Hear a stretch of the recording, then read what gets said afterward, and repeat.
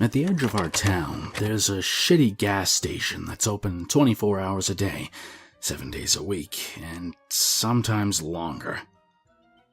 If you were to go inside, you would probably see the tired cashier sitting behind the front desk doing his best to mind his own business.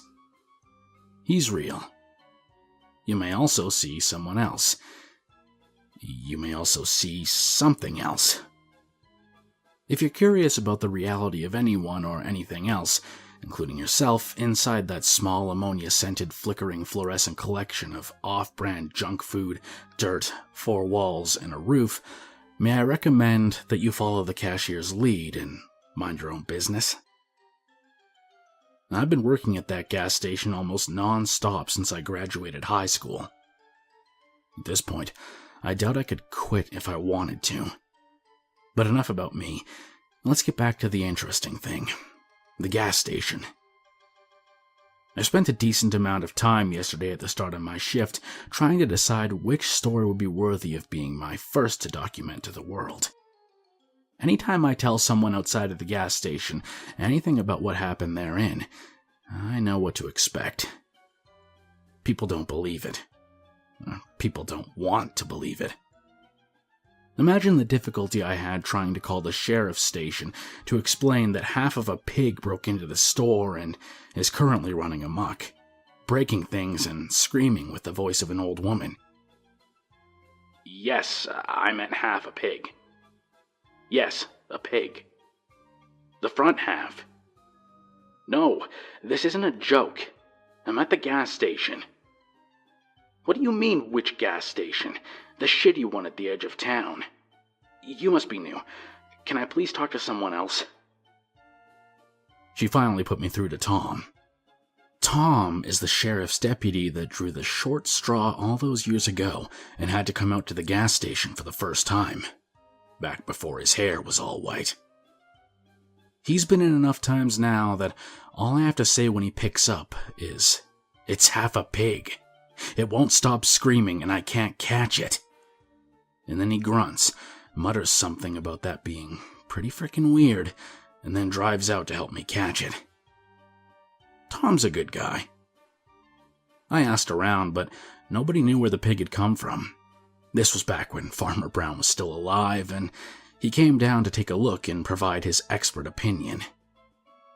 According to Farmer, the pig had somehow been chopped down the middle, but miraculously, none of the important organs were hit.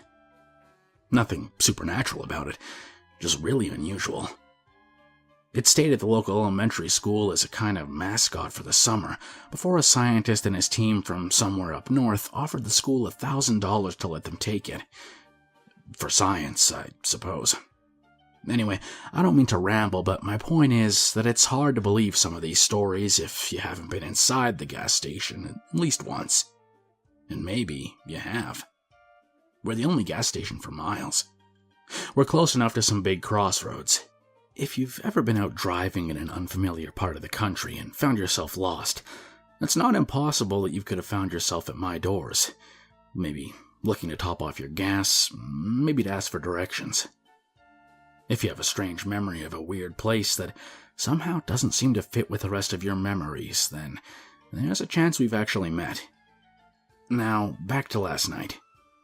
I was sitting behind the counter with a pen and a book of receipt paper, trying to remember the strangest thing that has happened to me that still falls within the realm of believability. I've had plenty of things happen that were strange, but so unbelievable I won't even waste anyone's time ever telling them. I call those the try and forget stories. When Carlos interrupted my concentration. Carlos is one of the part-timers at the gas station. We have a long list of part-time employees.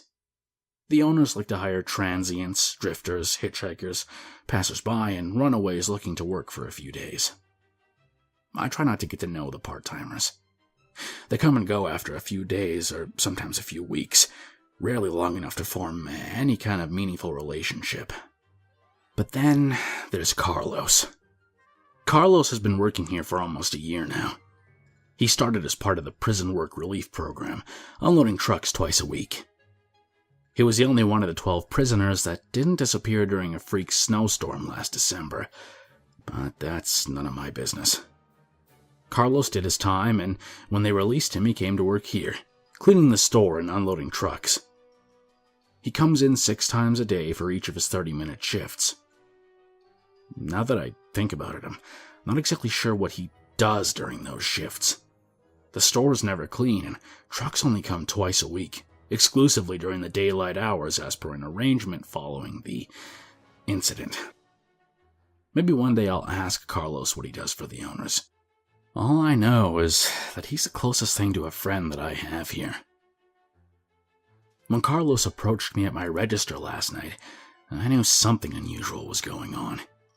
He was sweating bullets, pale, and on the verge of passing out. He kept glancing back at the man in the suit that had wandered into the store and was standing next to the frozen drink machine. He told me that he needed to talk. Now. I told him, go ahead, but he refused to say anything unless I followed him into the freezer. I usually hate to leave the front of the store unwatched. We have the occasional shoplifter, plus there was that one time Rocco got in and made off with 2 cases of cigarettes. But Carlos seemed serious, so I made an exception for him. Once we were in the sub-freezing safety of the walk-in cooler, Carlos asked me if I had seen the guy in the suit. I said yes, I saw him. He asked if I knew the guy. I said yes, I'd seen the guy around town. His name was Kiefer. He was running for some kind of office, I can't remember which one, and stopped by the gas station every now and then. He drove an old black SUV that only took premium. I didn't know him much from in town, but he was definitely local. His picture was framed in my high school's trophy case for one of those sports competitions he'd won years and years before I got there. We only have so many things to be proud of, I suppose. I knew of Kiefer, but we weren't exactly acquaintances.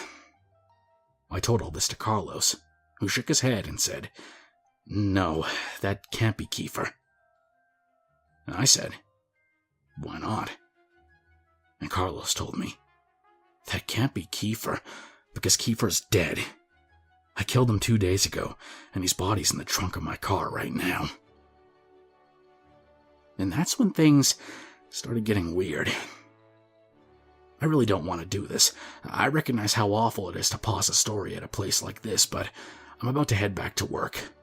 I'm only just now taking my lunch break, and I came all the way down here to the library to document last night before I forgot. I still have to eat and change out of these dirt-covered clothes before I head back. I did a lot of digging last night. Plus, I don't want to leave the part-timers alone with all those lawn gnomes until we know exactly what's going on. Oh, I forgot to mention the lawn gnomes. I'm so scatterbrained right now. Like I said, it was a very strange night. Between the hand plants, Farmer Jr., and that cultist who wouldn't leave me alone, I hardly had any time to collect my thoughts. And, of course, there's the Carlos situation.